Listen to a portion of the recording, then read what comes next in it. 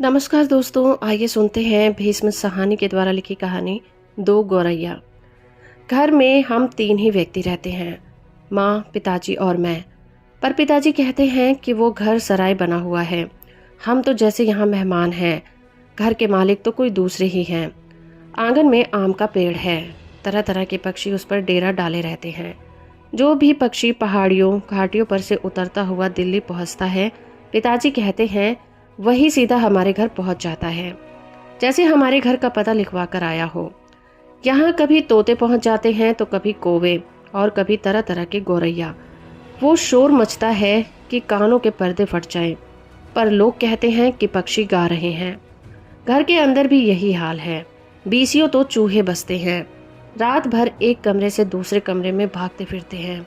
वो धमा चौकड़ी मचती है कि हम लोग ठीक तरह से सो भी नहीं पाते।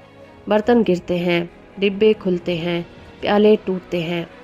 एक चूहा अंगीठी के पीछे बैठना पसंद करता है, शायद बूढ़ा है, उसे सर्दी बहुत लगती है। एक दूसरा है जिसे बाथरूम की टंकी पर चढ़कर बैठना पसंद है, उसे शायद गर्मी बहुत लगती है। बिल्ली हमारे घर में रहती तो नहीं, मगर घर उसे भी पसंद है और वो कभी कभी झांक जाती है। मन आया तो अंदर आकर दूध भी पी गई, ना मन आया तो बाहर से फिर आऊंगी कहकर चली जाती है। शाम होते ही दो तीन चमगादड़ कमरों के आर पार पर फैलाए कसरत करते नजर आते हैं। घर में कबूतर भी हैं। दिन भर गुटर गूं का संगीत सुनाई देता है। इतने पर भी बस नहीं, घर में छिपकलियां भी हैं और बर्रे भी हैं और चींटियों की तो जैसी फौज की छावनी डाले हुए हैं। अब एक दिन दो गौरैया सीधी अंदर घुस आई और बिना पूछे उड़ उड़कर मकान देखने लगी। पिताजी कहने लगे कि मकान का निरीक्षण कर रही हैं कि उनके योग्य है कि नहीं। कभी वो किसी रोशनदार पर जा बैठती तो कभी खिड़की पर। फिर जैसे आई थी वैसे ही उड़ भी गई। पर 2 दिन बाद हमने क्या देखा कि बैठक की छत में लगे पंखे के गोले में उन्होंने अपना बिछावन बिछा दिया है और सामान भी ले आई हैं और मज़े से दोनों बैठी गा रही हैं। जाहिर है उन्हें घर पसंद आ गया था। माँ और पिताजी दोनों सोफे पर बैठे उनकी ओर देखे जा रहे थे। थोड़ी देर बाद माँ सिर हिलाकर बोली, अब तो ये नहीं उड़ेगी, पहले इन्हें उड़ा देते तो उड़ जाती। अब तो इन्होंने यहाँ घोंसला बना लिया है। इस पर पिताजी को गुस्सा आ गया। वो उठ खड़े हुए और बोले, देखता हूँ ये कैसे यहाँ रहती हैं। गौरैया मेरे आगे क्या चीज़ है, मैं अभी निकाल बाहर करता हूँ।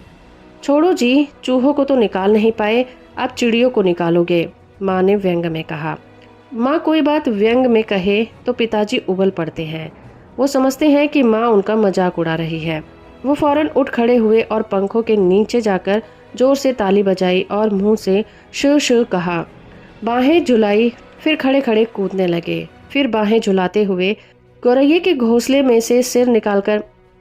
ने घोंसले में से सिर निकालकर नीचे की ओर झांककर देखा और दोनों एक साथ चीं चीं करने लगी और माँ खिलखिलाकर हंसने लगी।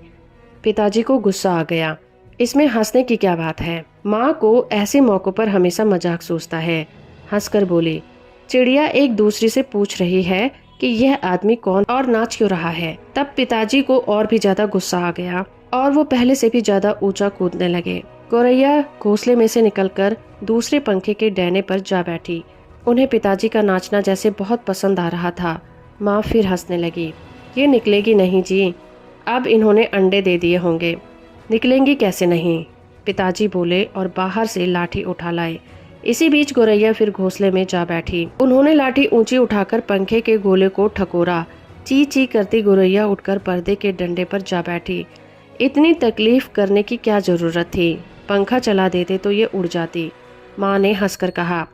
पिताजी लाठी उठाए पर्दे के डंडे की ओर लपके। एक गौरैया उड़कर किचन के दरवाजे पर जा बैठी, दूसरी सीढ़ियों वाले दरवाजे पर। माँ फिर हंस दी। तुम तो बड़ी समझदार हो जी, सभी दरवाजे खुले हैं और तुम गौरैयों को बाहर निकाल रहे हो। एक दरवाजा खुला छोड़ो। सभी दरवाजे खुले हैं और तुम गौरैया को बाहर निकाल रहे हो।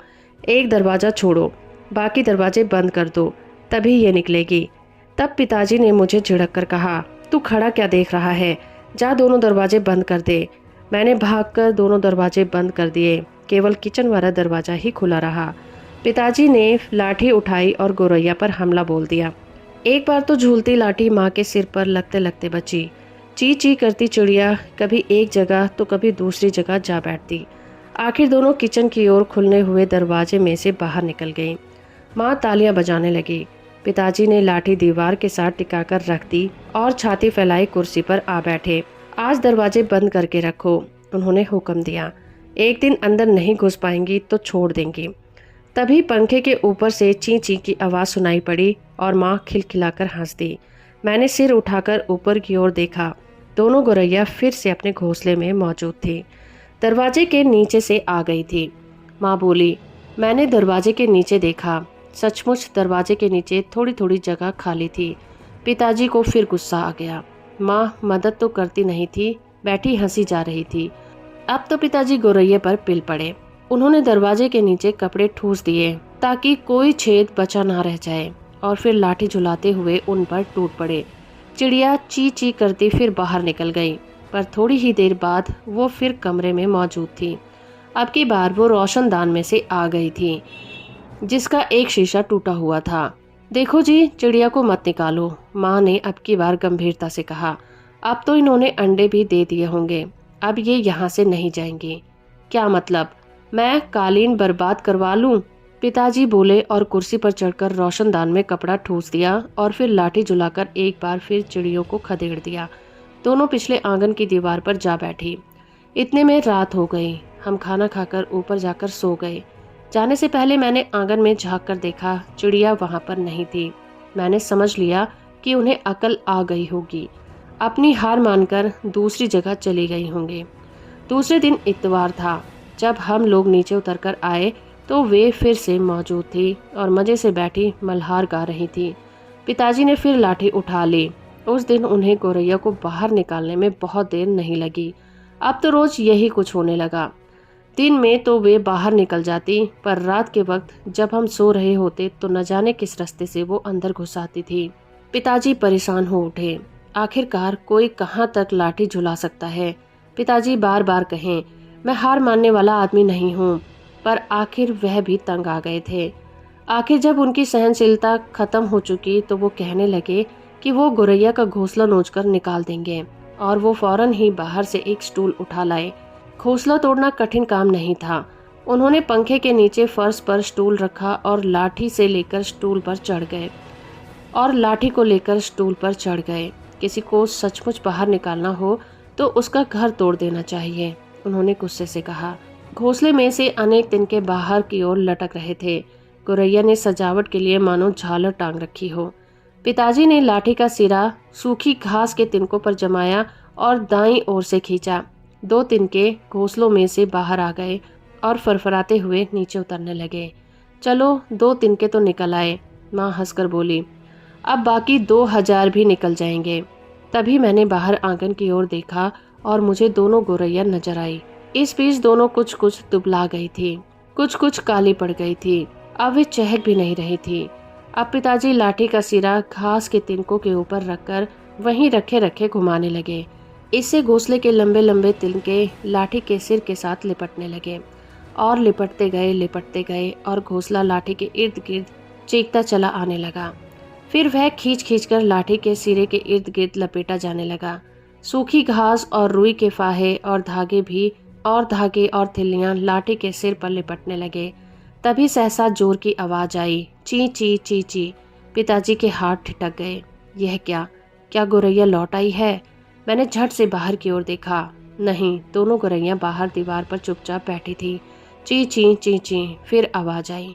मैंने ऊपर की ओर देखा। पंखे के गोले के ऊपर से नन्ही नन्ही गौरैया सिर निकाले नीचे की ओर देख रही थी और ची ची किए जा रही थी। अभी भी पिताजी के हाथ में लाठी थी और उस पर लिपटा घोंसले का बहुत सा हिस्सा था।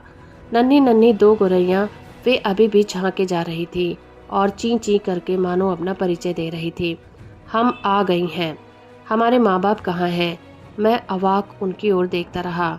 फिर मैंने देखा पिताजी स्टूल पर से नीचे उतर गए हैं और घोंसले के तिनकों से लाठी निकालकर उन्होंने लाठी को एक ओर रख दिया है और चुपचाप कुर्सी पर आकर बैठ गए हैं।